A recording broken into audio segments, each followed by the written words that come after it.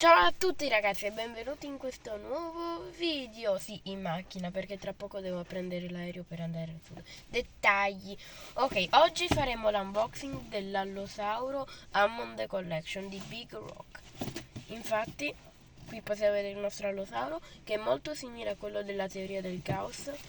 Qui alcune delle sue posizioni e ovviamente anche lui l'occhio di un vetro giallo.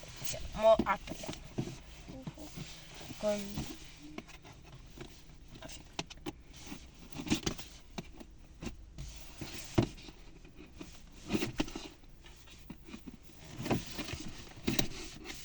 Ok.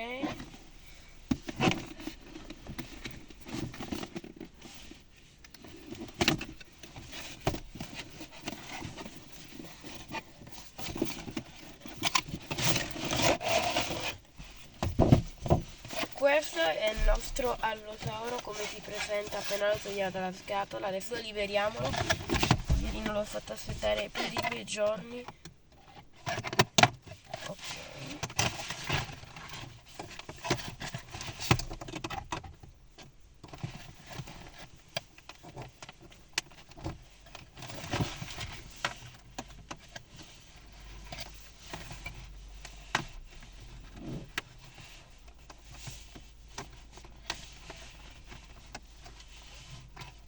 Ah, maledetti figli. Ah, uno sulla testa.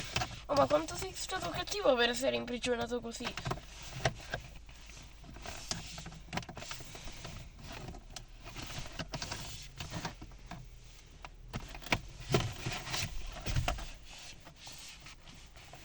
Ok. E questo... Ma no, non ci credo. Ah. Ok, esci. Esci. Mm. Dio capivo che questo è troppo cattivo, una maledizione. Beh, e questo è il nostro allosauro appena lo togliamo dalla scatola. Adesso dobbiamo solo dargli una coda, poveretto. Oh mio Dio. Spero che sia meno faticoso con la coda. Sì, tac.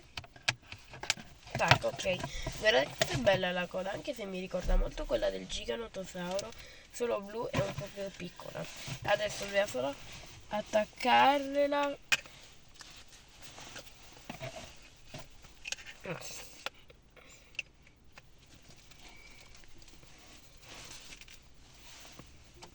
Ok, ce l'ho fatta.